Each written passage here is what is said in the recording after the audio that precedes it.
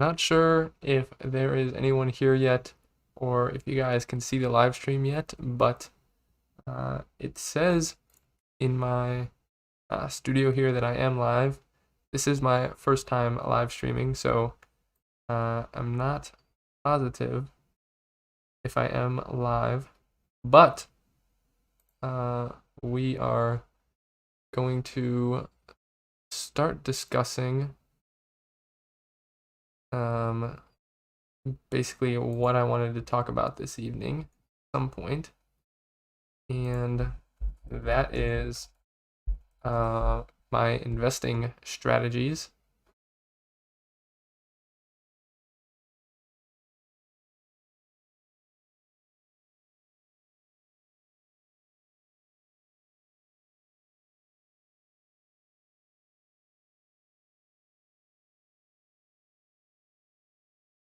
Not sure if I'm actually live right now, but let me know if anyone can you are watching because I'm searching it, on my YouTube, and it does not look like I'm live. At least I can't find it anywhere on my channel, so that's why I'm a little bit confused. But we will hope for the best, and hopefully I'll get it figured out eventually. And I'm not seeing it anywhere. Um,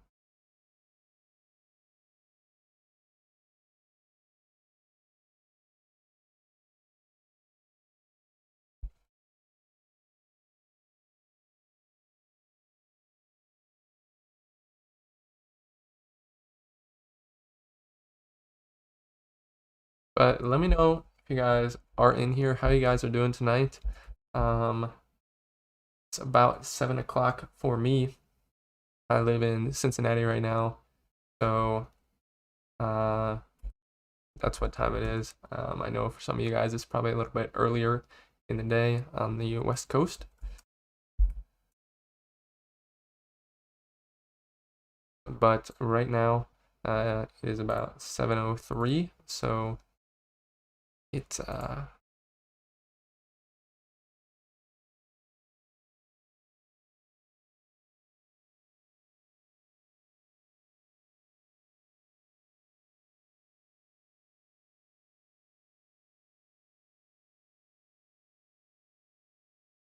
but right now it is about 7:03, so it's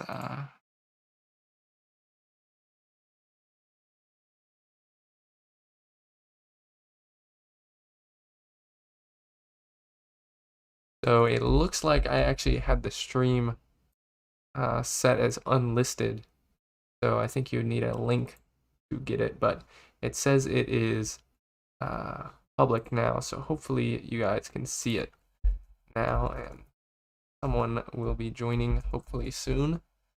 I had it set like that just because I, was trying to set everything up beforehand, but I was unable to do that. I was unable to, I was just trying to set it up basically and get everything planned out beforehand since I was a little bit new to this, but it looks like I actually set it for unlisted, so just had to set it to public. So now it looks like people will be able to join. We're probably going to get started here in a few minutes and just start talking about my investing strategies and basically what are my reasons for investing, what my goals are with investing, kind of what my overall strategy is as to why I'm investing in the first place, and what specific investments I'm investing in, be it stocks or index funds or what have you, and sort of how I choose my investments and how I actually, choose when to invest because those are important things are as well. Looks like Bill is in here, and so is Thumper. Awesome to see you guys. Thanks for joining. Let me just respond to them real quick. And it looks like Richard is in here as well. Appreciate it, guys. Like I'm typing right now, I had it set to unlisted originally, so that's why, it wasn't showing up for a few minutes, but looks like we have some people in here, so we're going to get started. Basically, the first part of this live stream, just so you guys who might not have, watched my last video, basically this live stream is going to be about, what I'm investing in and what other people are investing in and sort of what their strategies are. And so in this first episode, I'm just going to be talking about my personal investing strategies. And then in the future, I will be talking about, other people's investing strategies. And I'll basically be inviting guests on and talking to them about, what they invest in. So we're probably going to get started. I see Dave is in here. Thanks for stopping by as well. It's great to see you. But for me, I just want to start by talking a little bit about myself. And every time I'm going to, start by asking the guest to talk about themselves and stuff like that.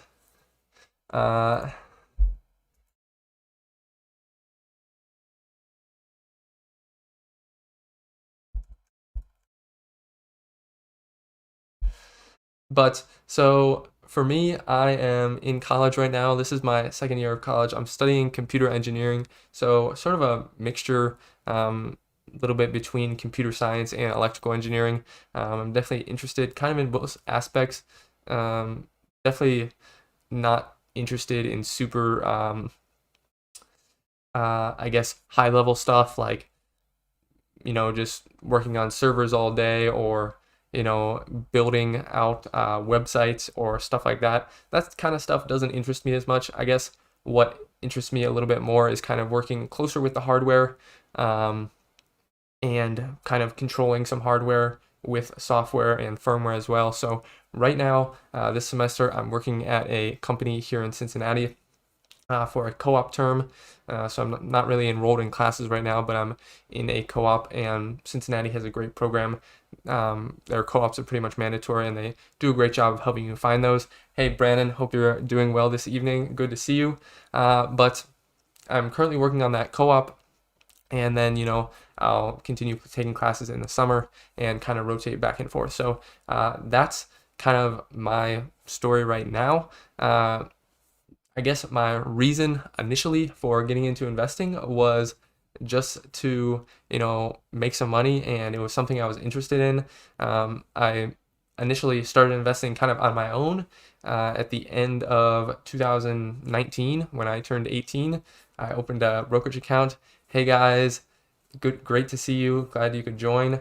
But I opened a brokerage account about the end of 2019 and just put a few $100 in there, started investing. But I actually had been investing sort of.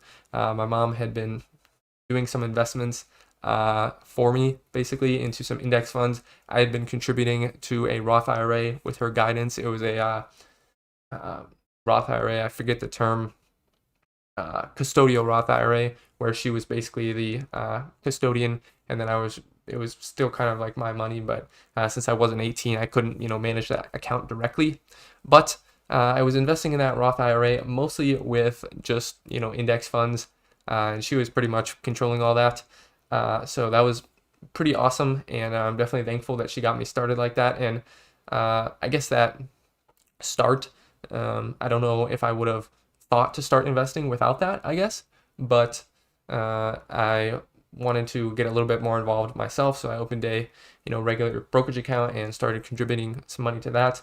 Initially, I really had no idea what I was doing, just investing in random companies, really, and I'd make like $1 here, $1 there, and I would get so excited about it. But then I kind of came upon Dividend Stocks, and that's what I've been working on building up for the past year and a half.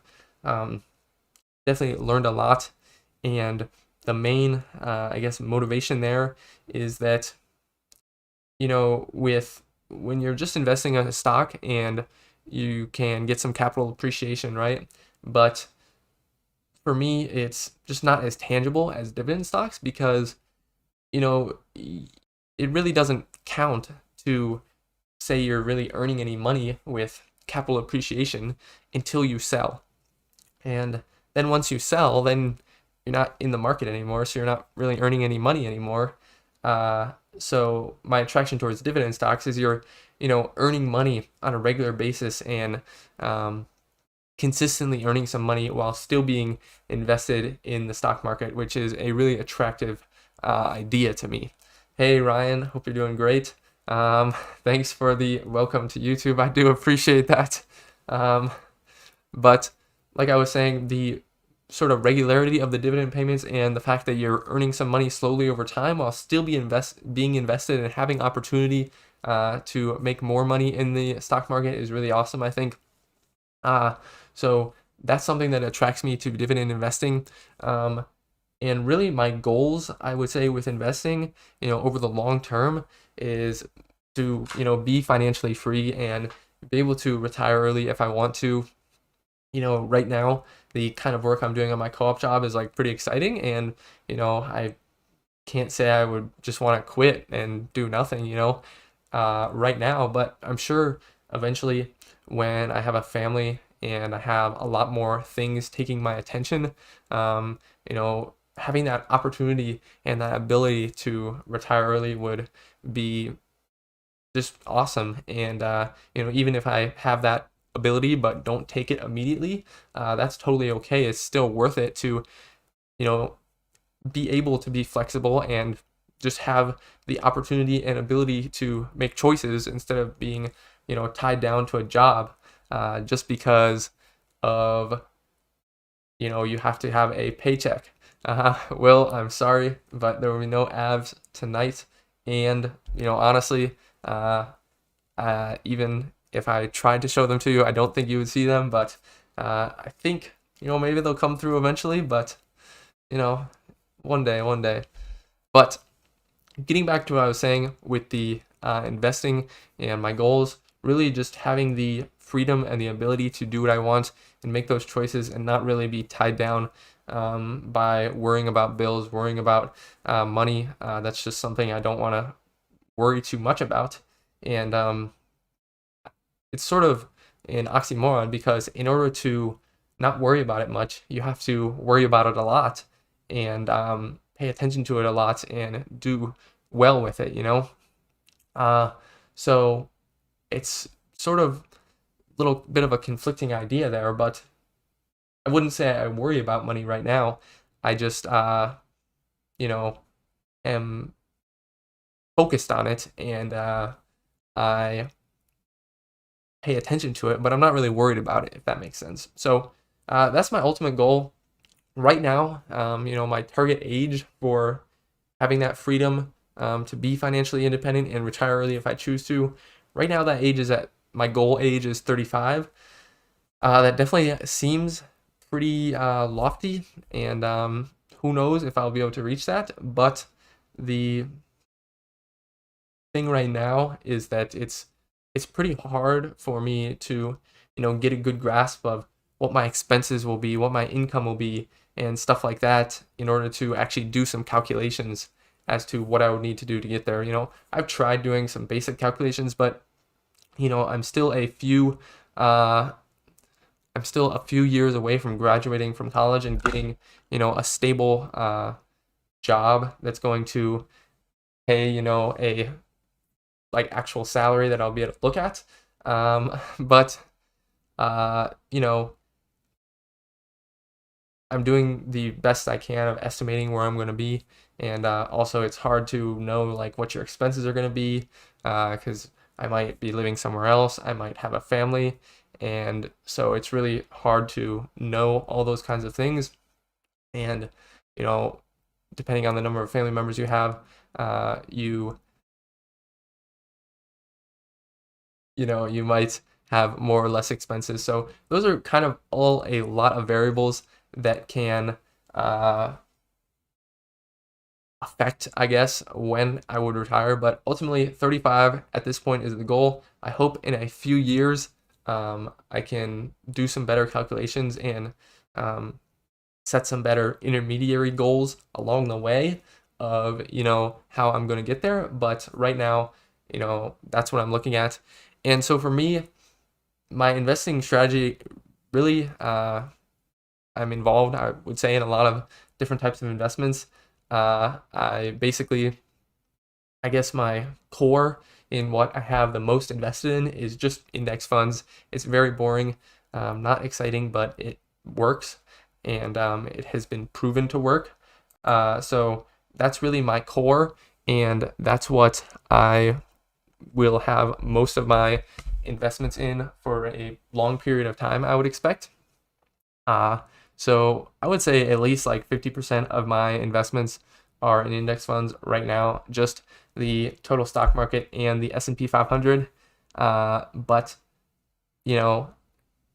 I'm totally fine with that, even though, because on the one hand, it is boring, so you really don't have to pay much attention to it. That's another good thing about index funds. And also, they just track the market and totally put you at ease. Obviously, the market can go down, but generally over time it does go up.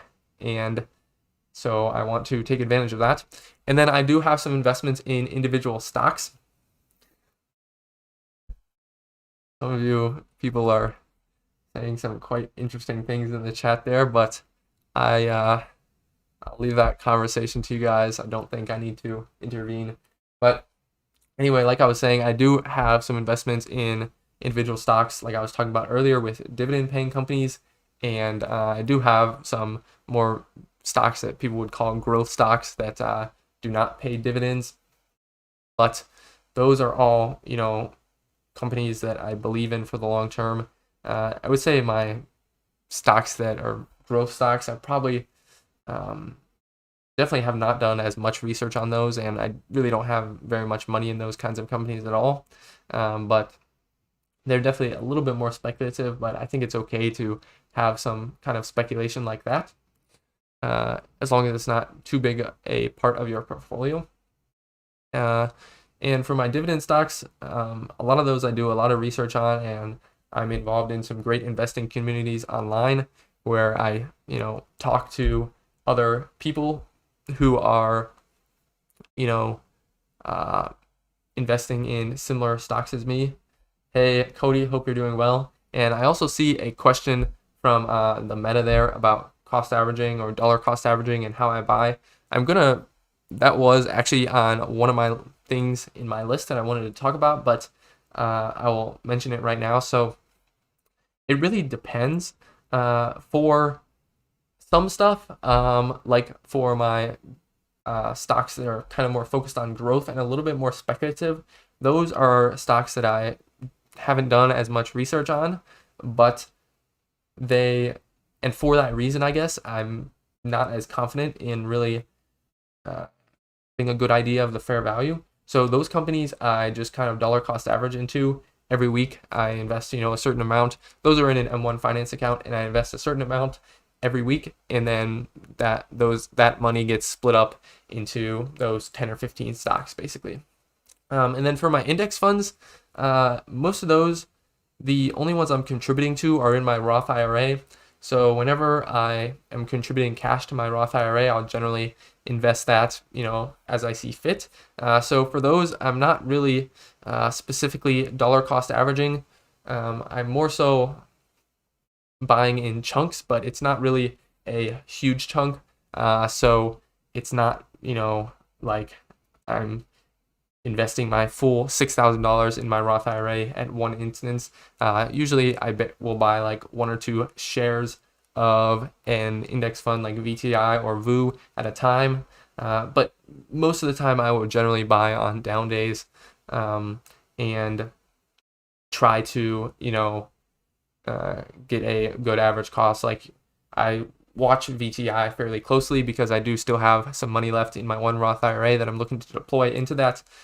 So, it was in like the 230s a month or two ago, and then it was up in the, and I was buying a little bit there, and then it was up in the 240s, maybe even close to 250, so I wasn't buying there, but recently it's been back down to close to 230, so I'm hopefully looking to buy some more soon. But for, so I guess my answer is, and I have a similar strategy for dividend stocks, I would say, that I just described for index funds. A lot of those I do some sort of fair value calculation and try to buy below that, but that doesn't always work out like that. But yes, I generally do buy on down days, and I generally don't just dollar cost average on a like every week or every month or something like that. That was kind of a long answer. Cody, that is not your car in the background. That is actually a painting of my car. My girlfriend actually painted that for me for I think my birthday a few weeks ago, and it is a really awesome painting. It looks really good, and I'm honestly just blown away by how awesome it looks and how good it is compared to the actual car. So hopefully that car will be driving, sometime in the next few years. And Sarah asked, what's better, M1 Finance or Robinhood? And I would say it really depends what kind of investing you want to do. So if you want to be super active with your investments and, buy at certain points, like the Meta was asking earlier, if I was going to buy, a stock only when it got below a certain value or something like that, then I would probably want to use Robinhood.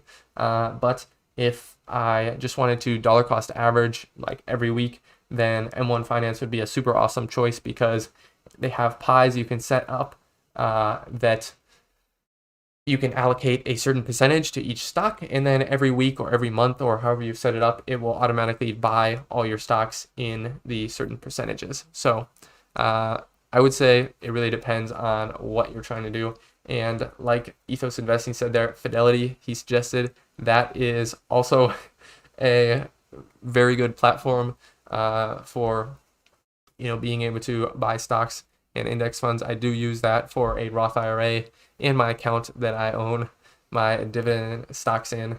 And Cody, I can confirm that my girlfriend is not Kamala Harris. Actually, I believe she is married, so I'm really not I'm really not sure. I'm really not sure how she got married, but I guess she is married, and I do believe she is straight, as Dave was asking, because I think she has a husband, but maybe not, You guys are funny. But anyway, back to my investments, I'm trying to keep it on subject, but you guys just keep going off there.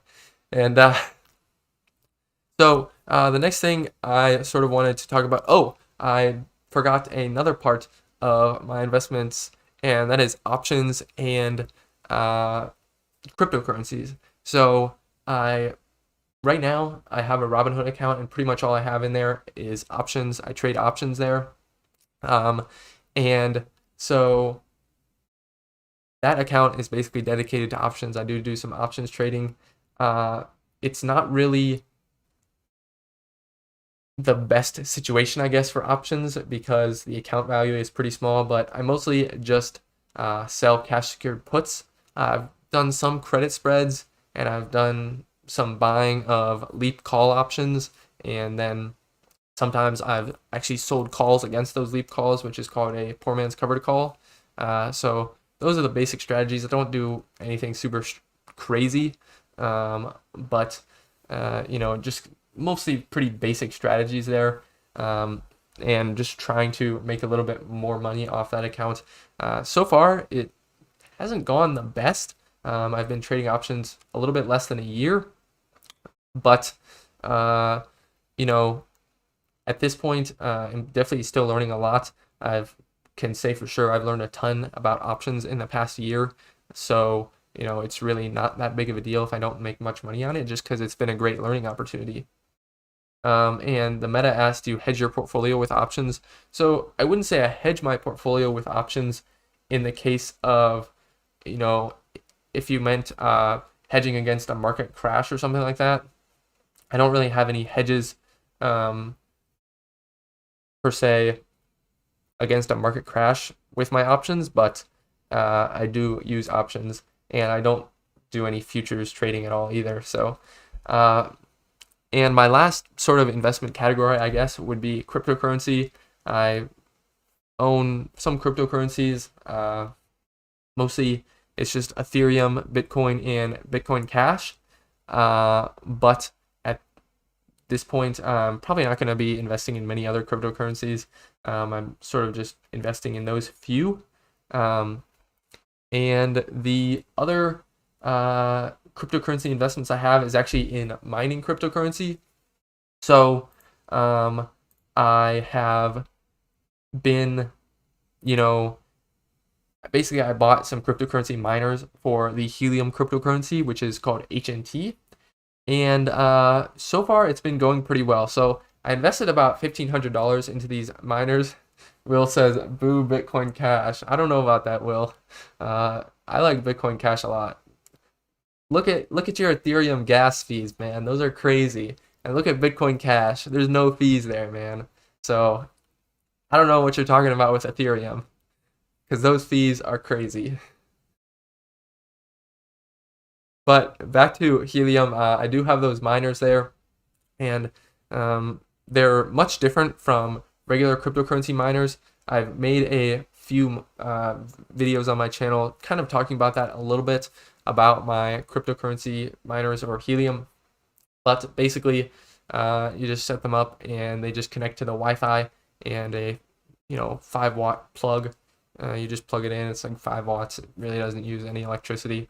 And it mines this Helium cryptocurrency. So right now, I think I've made at least $1,000 of cryptocurrency that I've actually sold, and I have some other probably a few $100s of cryptocurrency in my wallet that's still in the native token. So that's my other sort of investment, and I think that pretty much covers all my investments. But the next thing we're going to talk about is how I invest, which I talked about a little bit before, about dollar cost averaging and lump sum.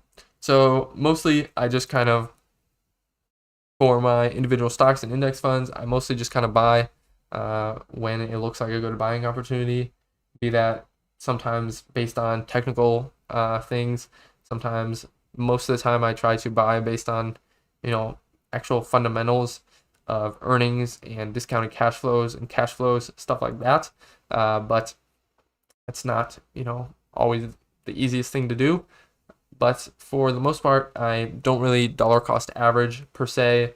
But I also don't really lump sum invest. Just kind of, I guess it would be a dollar cost average, but it's not, super strict and defined, I guess is how I would say it. And then the next thing I wanted to talk about was funding. Actually, I missed this. I also, I guess, would say that I invest with technical indicators a fair bit, at least in my options account. So with options, I'm basically selling cash secured puts. And so I want to look at a certain stock price or a certain stock, and if I'm confident that it's not going to go below a certain price by a certain date, then I can sell that put and get some money for it, basically.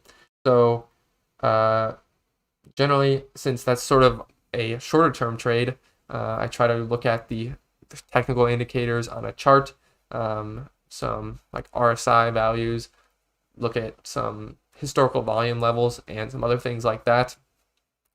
Try to look for support and resistance and other things like that. And then I use those to decide at what strike prices, I want to sell those puts and for what companies. So that is another way I do invest and how I decide when to invest. But going down to funding my investments, like I was saying, I really don't have a full-time, salary job all around the year, like the whole year. Right now, I just have a co-op job, so I'm co-oping this semester. I co-opted last summer, and then my next co-op will be in the fall semester. So those are, 3 to 4 months of making a hourly wage it is in a computer or software engineering discipline, so it's not like minimum wage or anything, but it's also not like $50 an hour or anything like that. So the money isn't that bad, uh, really at all, but uh, it's also not a ton of money compared to an actual full-time job, an actual salary job coming out of college. So that's where I get most of my money to invest. I also kind of have some side ways of earning money. So some of those are with my cryptocurrency mining. Right now, pretty much all the income I've gotten from that has just went to paying back the actual miners that I bought. But I have done some tutoring, which it's not that lucrative, but I probably made 1,000 or 1,500 bucks from that in the past year or two, just kind of doing a few hours a week, really. I'm not sure if I'll be able to do much this year since am on co-op, but I will probably try to at least. So that's another thing that I'm involved in to make money. Ryan, I'm probably not going to do OnlyFans. Thumper said there, I went the lump sum investing when I started. Literally every time I put money into the market, it went down. Yeah, sometimes that is how it works, but that's kind of the reason I don't do lump sum investing, I guess, is I just don't have enough money to invest more if the market goes down, and so you know I just don't have enough capital available to really make it make sense. I don't think for me. And then someone said, would you rather date Kamala or Kathy Wood? Yeah, like Cody said, definitely Kathy Wood, but I don't think I really want to make that choice because I guess you could say I'm taken at the moment, so I'm not gonna deal with that decision right now. And Ryan, I will not be starting OnlyFans because I'm just not into that. And Cody also asked about SoFi. I don't invest in the stock at all. I have definitely sold some puts on it in the past, and usually it's done pretty well for me. So I guess I do like it.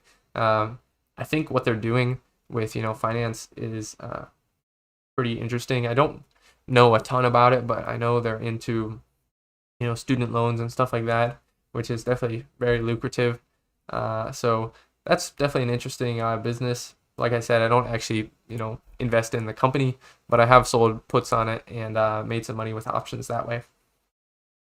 So as to funding my investments, like I said, most of it is from my 9 to 5, my co-op job, and then I also have the tutoring businesses, the miners, and stuff like that, and just odd jobs here and there. Nothing too crazy. So if you go and watch my goals video for 2022, I think my goal was to make $20,000 after taxes. So that gives you a good idea of kind of where I'm at, what kind of income I'm making. At this point in my life, it's really not much at all, but that's all right. And Cody, Citizen of the Year, asked, "Are you rooting for Joey Burrow and the Bengals?" I guess if you had to ask me who I was rooting for, there's a chance I would say that, but can't say I really pay attention to football that much, and certainly not the Bengals because most people I know don't really talk about the Bengals. So I'm originally from near the Cleveland area, so a lot of people there were into the Browns, and actually a fair bit of people there were into the Steelers too, which is kind of funny, but I'm not really into football in general, so I can't say I have a strong opinion either way. My mouth is getting a little bit dry here, so I will get a drink.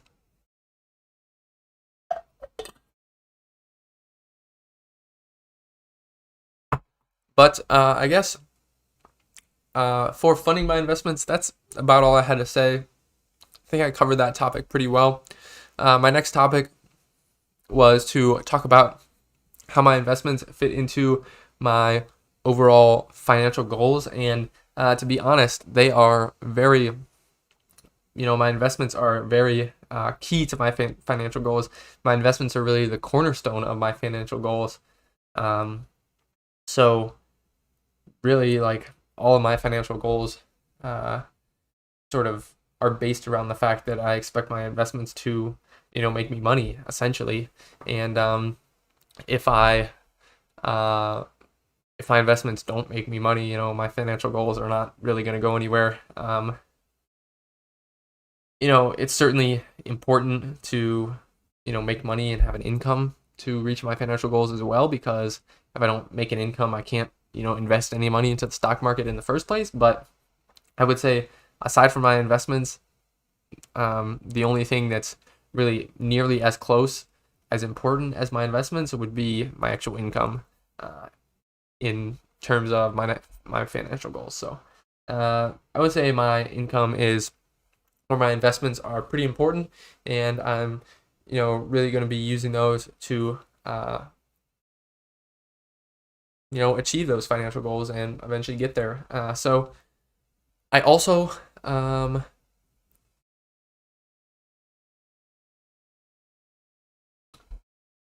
Milan asked my bench max. I cannot say it's 400 pounds. It's probably, I think I've done like one plate with a 45 and a 20 on each side. So that's 65, and 65 is 130 plus the 45-pound bar. So that's 175. So nothing too crazy there, but 135. Yeah, Brandon, you're totally correct. Time will definitely help snowball and building good saving habits. Uh, and that's sort of something I've realized over the past year, is that, I'm not going to say my investments at this point in my life are insignificant, but uh, compared to the amount of money I'm contributing to my investments now, compared to the amount of money I will be able to contribute to my investments in, say, 5 years, the amount of money I'm contributing now is pretty insignificant. Right now, I was keeping track of basically every investment I made into the stock market of cash this year, and I think I invested around $7,400 into the stock market this year, which for most people probably isn't that much at all. And in terms of my, long-term financial goals, that's not much at all either. And so, when I'm, 25 and making, somewhere between $50,000 and $100,000 a year, I'm not sure where that'll be. I'm definitely going to be able to invest a lot more than $7,400 every year. So, those amounts that I invested now, might eventually in a few years seem pretty insignificant. But the important thing there is, even though those investments didn't start out as much, first of all, they have a lot more time on their side, which is one very important thing with investing, is having time. So they're not as large to start, but they have a lot of time to grow, which is good.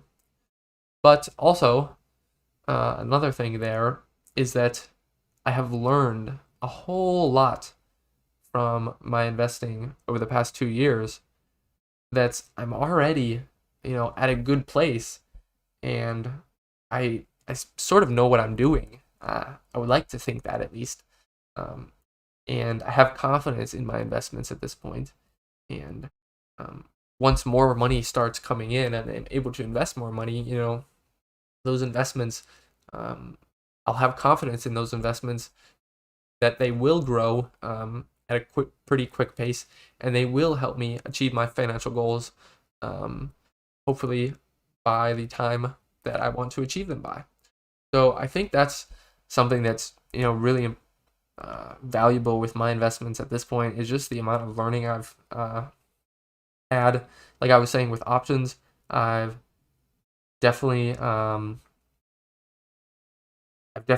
learned so much about options over the past year. And dividend stocks, I've learned a ton about those, and how to, look at the financials of a company, and look at the balance sheets, and look at the cash flows, and do a discounted cash flow model to try to find the fair value. Those are all important things if you're going to be investing in individual stocks, and they take time to learn. You can't just learn those kind of things overnight. So I think it's really valuable that they asked, or that they, that I've been able to learn that stuff for the past few years, so that when I really do have a lot more money to invest, I'll really be able to capitalize on that opportunity. So Sarah asked about taxes. She said, I watched this video and it said if you don't have to pay taxes if you make less than a certain amount and live off of that and put the rest in Roth, 401k, investments, etc. Is this true? So I guess it could be partly true. So right now, I think for if you're single, the, forget what it's called. It's like the minimum amount you can make or the maximum amount you can make and not pay any taxes. So I think it's just called the standard deduction. But right now, I think the standard deduction is around $12,500 for if you're single, and if you're married, it's double that, so like $25,000. So basically, if you're single, you can make $12,500 and not have to pay any taxes on it. And the catch there is that you can have deductions that lower your actual taxable income. So, for example, there's like a child tax credit or child tax break, basically, which means if you have children, you have to support those. The government recognizes that you're going to have expenses for those children. So you get to reduce the amount of taxes you have to pay and reduce your taxable income, essentially, like that. So that can, say if you made, I'm not sure how much the child tax credit is worth, but if you make, say, $13,000 and you get $500 off because of that child tax credit, then you're only at $12,500 and you don't have to pay any taxes. Another way you can reduce your taxable income is by contributing to a 401k or a traditional IRA, because those are pre-tax investments, so you don't pay any taxes on that money when it goes into the account, but you have to pay taxes on that money on any earnings you make when you withdraw that money from the account. So I would say, it's, in theory, it's feasible to do that, to make less than $25,000 and not pay any taxes. But another thing you can do is, if you have like a business, you can put your income into your business and you can make more deductions on your business. Like, say if I have a YouTube channel that's a business, like I can deduct part of my Wi-Fi bill as a business expense. So income I make from the YouTube channel would be partially offset by my Wi-Fi bill, because I need that Wi-Fi to do live streams and upload videos and stuff like that. And I could do that partly for a computer that I bought for a YouTube channel or something like that. So if you have a business and can put sort of mask, I'm not saying you should cheat and just go out and buy food and say that was a business expense. But if you have to buy a computer for your business, you can deduct part of that as a business expense and then also use that computer as your personal computer as well. At least that's my understanding. Obviously, this is definitely not tax advice. I certainly have not really done any research or studying of tax code, but that is my understanding on that question, and that's kind of how I understand it works. So yeah, F taxes to those people in the chat who are talking about paying $10,000 or $20,000 in taxes this year. That is a bit rough. That is definitely more than I made the whole year. So but the thing is that in general, there's ways to reduce your income and there's ways to reduce your expenses as well, so that you don't need as much income. But at the end of the day, if you're not paying any taxes, you're really probably not making all that much money, and you're probably not, in my eyes, you're not really advancing your financial future that much if you're not paying any taxes. Obviously, like someone like Elon Musk, where until recently, like all of his pretty much net worth was in Tesla stock, and so he didn't sell any, so he didn't pay any taxes. That's kind of a different situation. But again, most of his expenses are business expenses. If you think about it, for the most part, I would guess most of his expenses are business expenses. So taxes are definitely very interesting, and there's a lot of strategies there. I definitely don't want to make this live stream about taxes, but that was a good question. Ryan actually asked what books I'm reading right now. So a few months ago, probably in November or December, I read a book called A Man's Search for Meaning, which was by Viktor Frankl. And basically, that book was about his experiences in the concentration camps in Nazi Germany. He was originally from Austria, I think, and he was like a psychologist. So it's partly about his experiences in the camps, but it's also about, psychology and the psychology of the prisoners, the psychology of the guards, because the guards were basically just people who were arrested too, most of them, a lot of the like guards and people in positions of power in the camps weren't necessarily like German soldiers or anything. They were just, of the same class as people that were, workers in the concentration camps. So that was really interesting to hear about that perspective, sort of from a psychologist, because, there's been books written about people's experiences, and they're all awful and terrible and super captivating to read, but it was really interesting to hear it from that perspective. And he was sort of applying psychology to the whole event, and he would talk about events and talk about the psychology of people in those events and stuff like that. So that was really interesting. But the reason I'm talking about that is because I'm sort of reading another similar book right now called The Gulag Archipelago, which is basically about the gulags of the Soviet Union. And they were basically like labor camps. There was plenty of people shot and killed and starved in those camps, but there wasn't really like the mass genocide in those camps like there was in the concentration camps. I'm not sure really the numbers.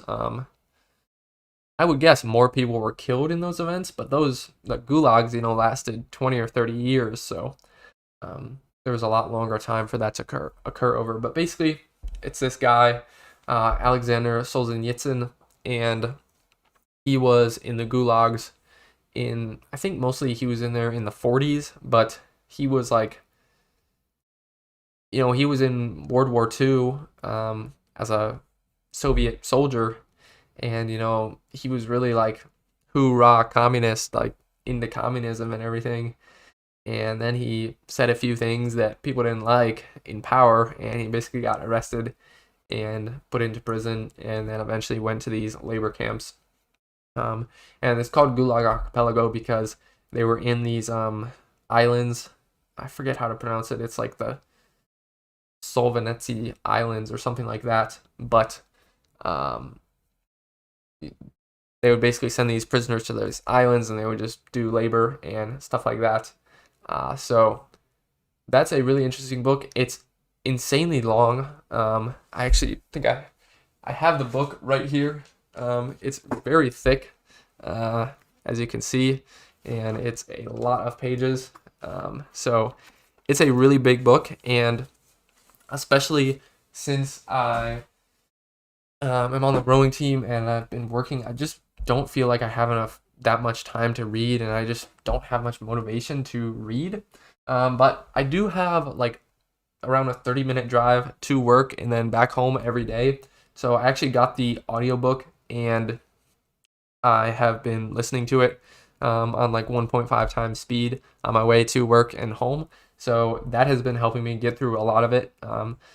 Sometimes I would listen to audiobooks like when I'm at the gym or something, but I just get distracted when I'm doing that. I don't really get a lot out of it, but when I'm driving, I can, focus, I think, and really get a lot out of the book and be able to focus on the contents and stuff like that. So for me, I think I'm getting a lot out of it by listening to it. Maybe not as much as if I was reading it, but I'm definitely getting through it, which is important because if I was reading it, I probably wouldn't get through it, or it would take me a really long time. And there's actually another book I read, or actually listened to that one too, in December. It was called Range by David Epstein, and it was basically about how some of the most successful people and people that really do incredible things are people that have lots of different experiences and have a range of knowledges. So it's basically a book against specialization, about ultra specialization.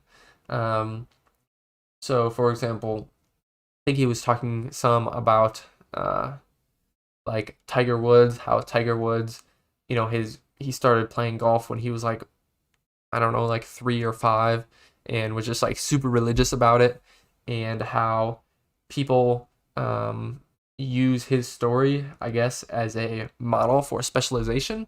But his basic point was that's really not the norm, because lots of other athletes that are successful, and sort of a majority of athletes that are successful, are athletes that were involved in multiple sports when they were young, and were really interested in multiple sports, and were really good at all those sports, and sort of a little bit later in their life they chose the actual sport that they wanted to like focus on, and they definitely put a lot of work and specialization into that specific sport, but they had different uh, they had sort of a different perspective and lots of options to choose from, which allowed them to I guess just be better.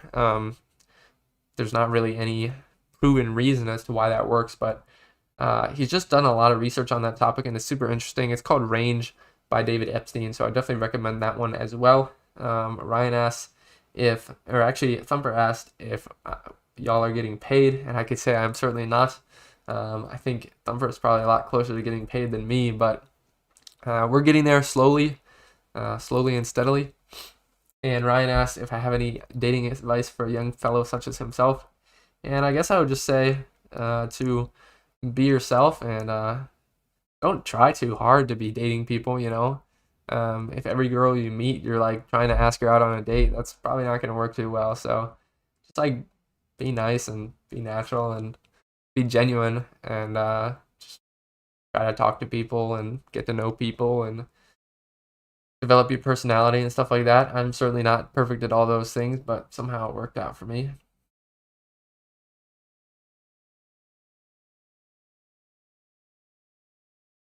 I'm not sure what Sarah means by that, but find the one their body was just.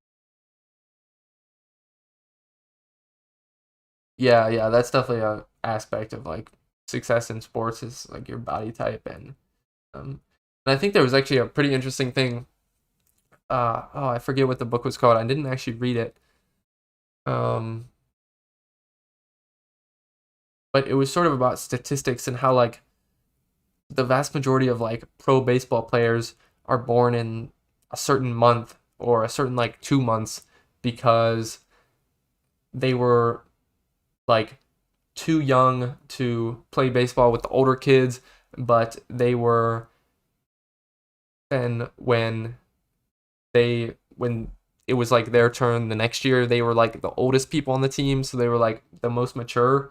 I forget what it's called. I'm gonna try to look it up real quick. It's like something about statistics. Give me just a second, guys. Let's see if I can find what it calls. I remember my English teacher was talking about it um, in class one time, and I've definitely heard other people. Oh, it's called Outliers. Yeah, it's called Outliers. I'm not sure who wrote it. Let's see here. Outliers by Malcolm Gladwell. Yeah, I've definitely heard a lot of good things about it. I've actually never read that one, and I should definitely read that one. You know, Ethos. I don't think I'm gonna live stream my wedding or proposal. I'm sorry, but that's just not gonna happen. That's just a personal thing, man. That's not happening. I'm sorry if you wanted to see that. Maybe if you get to know me better, you'll get an invite, but that's not gonna happen, man. That's just not gonna happen. I can guarantee that. Unless it's like, unless there's like people who I know like live across the world that want to see it or something like that. But it would not be a public event.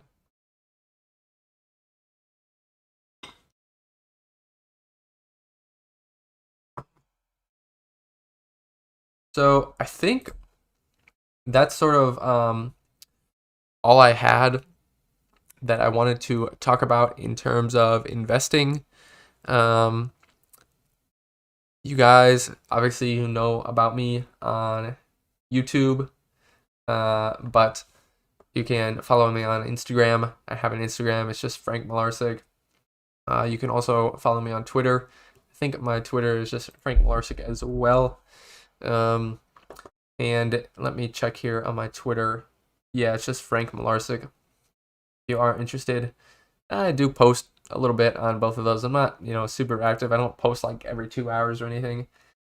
But that's where you can find me. You can, if you're interested in signing up for Robinhood or M1 Finance, I do have referral links for those in the descriptions of all my videos. It should be in this description as well. And if you, I think I have a referral link for Yada Bank. I think I have a referral for Yada Bank where you can get some free tickets. It's kind of like a bank where you can basically put a certain amount of money in, and you get like lottery tickets type thing. So if you use my link to sign up for that, you get some free tickets as well. And then the last thing, type of referral, I have a referral for a Discover credit card. If you open an account with that, we both get $50 towards our credit card statement, which is pretty cool. I know my girlfriend got that credit card, and I think she likes it. I certainly like that credit card. Ryan, he said I can use it. I think he meant the wedding or proposal live stream as a tax write-off. That would be great to have a tax write-off, but I don't think I'm that invested in money to have a live stream for my wedding. I just don't think that would be a good idea. So I don't think we're gonna do that. Jack asks what I'm going to learn this year and any goals. So I'm not sure if he meant like in school or with investing, but with investing, the one thing I didn't really talk about at all today is real estate, and I definitely want to learn more about real estate. Both my grandparents, like both on my mom's parents and my dad's parents, were involved in real estate, and so that's something I'm definitely interested in at least. And my parents are involved in real estate too, so it's definitely something I'm interested in. Good night, Ryan. I hope you have a great night. But I don't know a ton about it or how to get started. Obviously, you have to buy a property for the most part, but I just don't have a super great knowledge of how everything works there, all the nuances there, and how to decide if it's really worth it. So this year, I just want to, I guess I would say, learn a lot more about real estate and learn about the pros and cons, advantages and disadvantages of real estate in general and various types of real estate, like residential real estate, single family real estate, like apartments type real estate, commercial real estate. Commercial real estate is something that seems pretty attractive to me because you can sign what's called a triple net lease, which basically means those three things you don't have to like worry about as a landlord. So the tenant has to basically pay for all the maintenance and deal with all the maintenance. The tenant has to deal with the property taxes, and the tenant has to do something else. I forget what the last thing they have to do is. But there's basically three things the tenant has to do that normally with regular residential real estate, you would have to do as the landlord. They also pay the insurance. Yeah, so property taxes, then maintenance costs and insurance for the building. So that's what a triple net lease is. And that's pretty attractive because that just, as a landlord or real estate owner, that just allows you to be less involved. Um, I would guess, just from a guess, that the sort of negative aspect of that is generally that commercial real estate is probably a lot more expensive than most residential real estate. Like, at least around here, you can get a single family home for two, three, $400,000, no problem. You can get an apartments like a duplex or fourplex for two, three, 400, $500,000. But I feel like most commercial real estate would probably be a lot closer to $1 million. So that definitely makes it a little bit more tough to get started there, I think. But nonetheless, I will definitely look at it and see what it looks like, because that's something I want to learn more about. And with regards to school, I guess just keep learning in my classes, keep doing well in my classes, and definitely try to learn a lot about software, software development, stuff like that in my co-ops. And hopefully I'll get another co-op in the fall, probably in a different company, but we'll see what happens there. I'm pretty excited to try to just find a different co-op, because I worked at last summer and this spring semester at my current job, and I definitely like it, but I'm just kind of looking for a different experience, just to experience something new. So that's what I'm going to do this year. Probably going to end the live stream in a minute or two, unless I see any more questions. I pretty much covered all my topics about investing I wanted to talk about, and hopefully allowed you guys to just gain a better understanding of my investing strategies. Next week, I will be having Jerry on from Retire with Less, basically to talk about his investing strategies. So I'm really excited for that, and hopefully I'll be able to do this live stream every week and have someone else on and talk to them about their investing strategies. And Ethos Investing asks, what's your major? My major is technically computer engineering. So I think I talked a little bit about this at the beginning, but you probably weren't there right at the beginning. That's all right. It's sort of a cross between computer science. It's sort of in between computer science and electrical engineering. So it's definitely software focused, but it's more software that works closely with hardware. And it's not really super, so it's kind of lower level software, but you do need a good understanding of a lot of electrical engineering concepts as well. So that's what my major is. I think it's pretty interesting. I like working close to the hardware and being able to interact with that, and not working on some crazy high level stuff that's way up there and you're not even touching anything real. You're just dealing in the cloud. That's not really as fun to me or interesting. Sarah asked if I would ever be a vegetarian. Probably not, but never say never, I guess. But I really enjoy eating chicken and some other meats. Bacon is good. Deer meat is good. Hamburgers are good. So meat is pretty good. Animal protein is pretty good. So yeah, I would probably not really be interested in that, but I don't want to say never, because that's just not a good idea. So it was great talking to all of you tonight. Just wanted to thank everyone for stopping by and checking out the live stream. I really do appreciate it. But probably gonna end it right about now. Definitely come back next week at 7:00 p.m. Eastern Time next Wednesday. It should be Wednesday, January 19th. Come back at 7:00 p.m. and I will have Jerry on to talk about his investments.